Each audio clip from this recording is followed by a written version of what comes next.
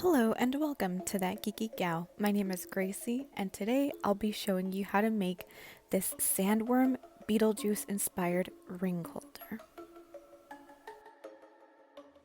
Beetlejuice. Beetlejuice. Then by Beetlejuice!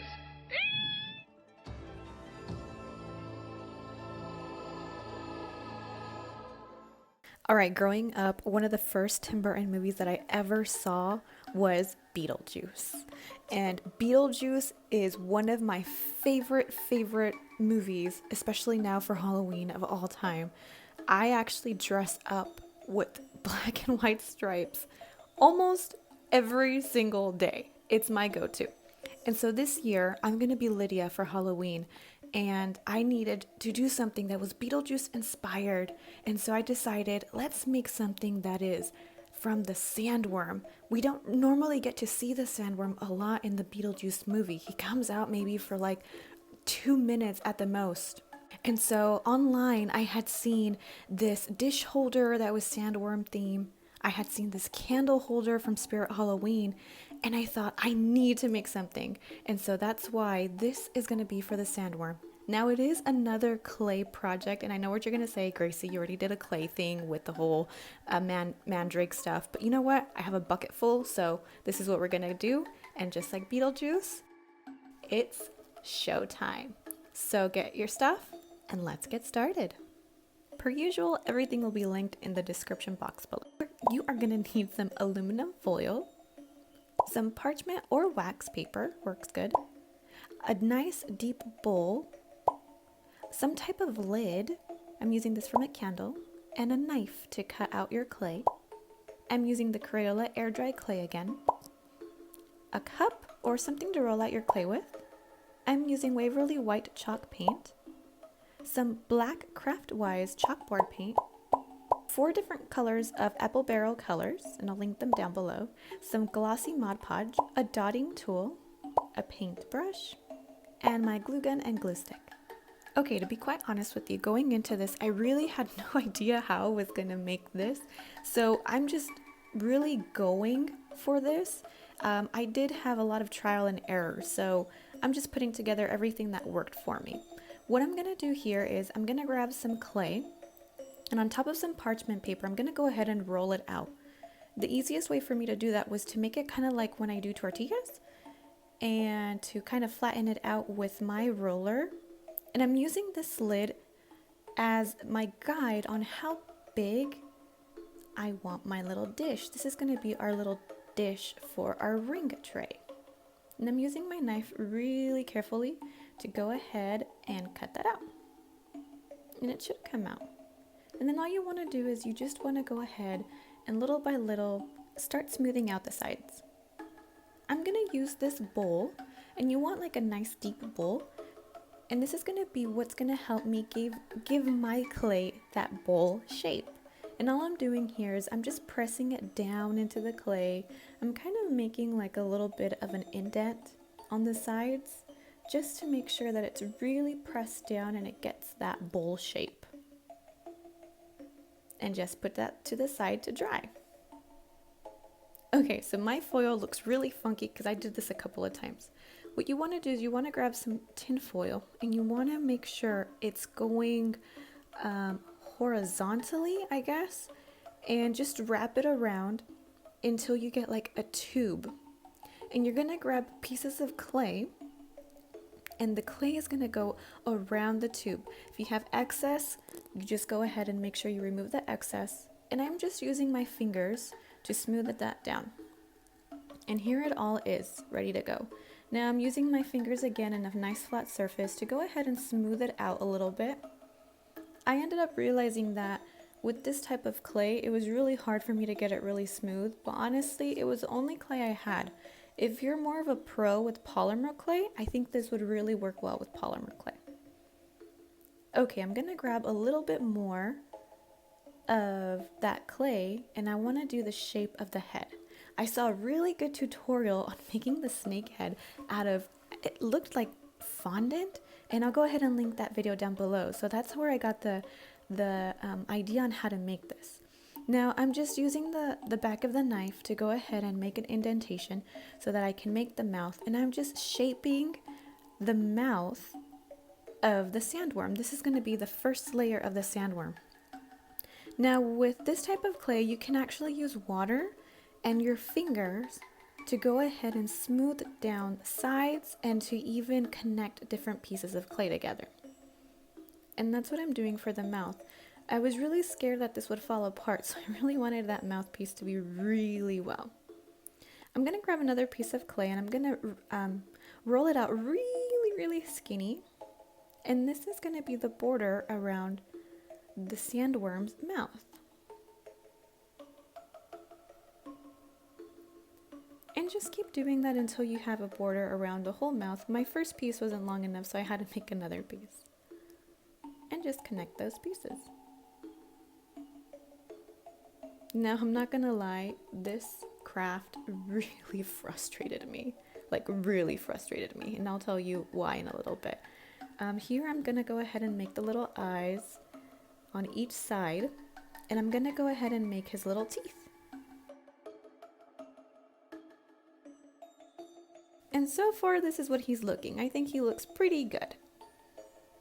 And to connect pieces, I'm just using water. Now I'm going to grab another piece of clay and I'm going to do the same exact process that I did with the first head, kind of chunking him up using the back of my knife to make a little slit. And this is going to be the inside of the sandworm. Same thing with my fingers. I'm just going to go ahead and smooth it out. I'm going to make sure that he fits inside. And he does fit inside. I went ahead and cut off a little bit off. And again, I'm going to use some water and stick him on to the inside of the upper part of the sandworm. Again, if you use polymer clay, I think that would work best. And honestly, my oven doesn't work right now, so I can't use polymer clay even if I wanted to. But I really wanted to get this out there. So now I'm just smoothing him out, and same thing, I'm going to make the outline for his mouthpiece. So make another little sliver and line his lips with that. And what I really want to tell you guys with this project is, if you're not a perfect crafter, honestly, it doesn't even matter.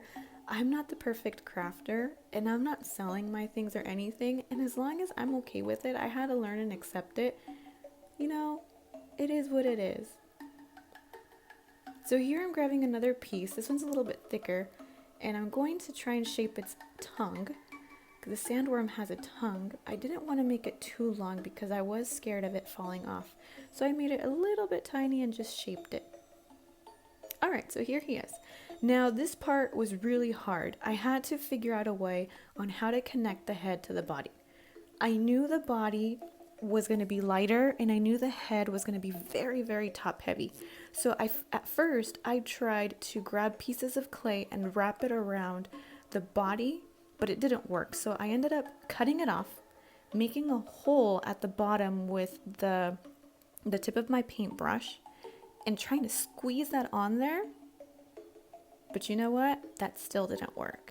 And I think I forgot to put this on the pictures of what you might need, but I'll remember to write it in there. So what I ended up doing again, after all that smoothing out, I ended up just cutting his head off. And I'm using 3 toothpicks. I'm putting the toothpicks inside the top part of the head, and I'm going to push that through to the rest of his body. This was a little bit hard to do, and it took me some time, some patience, but make sure you're really careful. You don't want to get poked with one of those things. And this was kind of my idea of what I wanted. I wanted the worm's tail to be where you put the rings in. And I wasn't really sure how to do that, so I tried using a tube for my hair. See, I'm so frustrated here. But that wasn't working. But for now, this was working. I ended up putting his head up against the glass just to keep him there, and I'm putting bits of clay on parts where it started to crack. I'm just using some water to go ahead and smooth that down. And so far, this is what I had at that time. And I was gonna leave him like that to dry. Here he is all dried up. As you can see, there are cracks. Some pieces have fallen off. It's not perfect, and that's okay. So I had to figure out a way to fix it. Thankfully, with this clay, as soon as you wet it, it will start to rehydrate.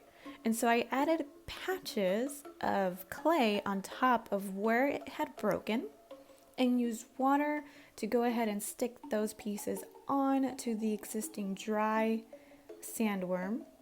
And then I also forgot to tape his fin, but his fin wasn't that hard. You just go ahead and add that onto the top of his head. And here it is. All right, so in the meanwhile, while he dries, we're gonna finish our dish. So here's my dish all dry, and this is kind of the idea of what I wanna do. And so it does fit, so I'm happy with that. I'm measuring it, just making sure it all looks good. But I still decided that the sandworm needed more fixing. Now I'm gonna add a piece of clay in between the tail and the neck of the sandworm, because since it is gonna be standing up, I really wanted to have more support. And just fixing any more of those little cracks. I'm gonna smooth down the bottom of the piece as well. That way it's easier to stick onto the little dish. I place them on some parchment paper and pray to the baking gods. Okay, now for my dish. I'm gonna go ahead and grab some white chalk paint. I didn't and couldn't find any of my other paints, but if you have acrylic white paint, I think that would work really well, because with the chalk paint, you can actually see all the little lines. But it's okay, it's gonna work for now.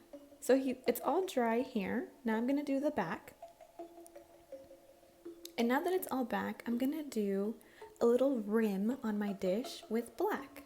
So all you do is you grab a little bit of black paint and you paint the rim of the dish. Here it is, all done.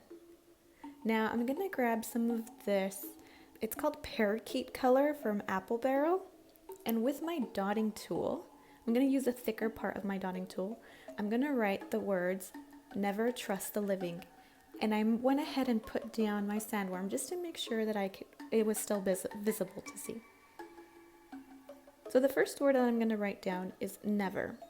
And I really like how the dotting tool doesn't make like super clean lines, because I do want it to have like that horror type of writing font, if you will. Now I'm gonna write trust, and in order for it to be in the middle, you have to make sure you write the U first and then write the rest of the words, or letters, sorry.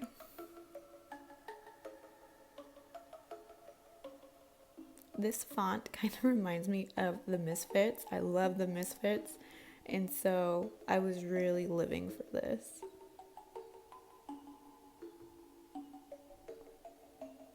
And here it is, nice and finished, all dry. So I'm gonna grab my glossy Mod Podge, and the reason why I'm using glossy is because it's gonna give it like that nice shiny look. And there it is. Make sure you smooth out everything. Okay, my sandworm was still cracking. It was still having issues, so I decided to go in with my hot glue gun and put some glue in between, and that way I knew it was sturdy. And you know what? I don't give any right now. So I just went ahead and gave him a nice white coat of paint all over. And I'm gonna grab my black and my dotting tool. Now I'm not gonna paint the black with my dotting tool. What I'm gonna do is I'm gonna give myself some outlines, just like this. So I outlined where I want the black, and this is exactly what you want. Now you want to make sure that what really is black is his fin. And from there you can do all the other pieces. Now one of his teeth did fall out, and I painted his teeth black. But you know what? It's okay. This sandworm has seen better days. No big deal. I'm going to grab some of that parakeet color and a little bit of that blue color, and I'm going to mix them together. to make the perfect color for the outline of the sandworm's lips. And you have to do both sandworm's lips with this color. You know what? If you get green on some spots, you can just either use white or black to cover it up. I'm going to use this red apple color for his eyes. You can color the inside of the mouth, but I didn't want to do that. And those are his eyes right there. And this is what it's going to look like. Now I'm going to use some hot glue. If you don't want to use hot glue, you can use like some really good, E40 glue. Now I'm going to use some yellow. I had forgotten to do his middle eyes. And this is the sandworm all complete. I loved this. I did end up coloring his inside teeth as well. You know what? He's not perfect, and that's okay. Because the sandworm, hey, he lives on Saturn, right? And this is what my rings look like on it. I love this project so much. I think this is a really unique way of having the sandworm. And you know, I love it. And I hope you do too. I hope that you make this. And if you make this out of polymer clay, go ahead and tag me down. Tag me at That Geeky Gal on Instagram so I can see how you recreated this. And if you like this and you want to see more, please subscribe. Give me a thumbs up. I would really appreciate it. Hey, comment down. What else do you want to see me make? I really enjoyed doing this, and I hope you all have a nice, spooky Halloween. And remember, Beetlejuice, Beetlejuice, Beetlejuice.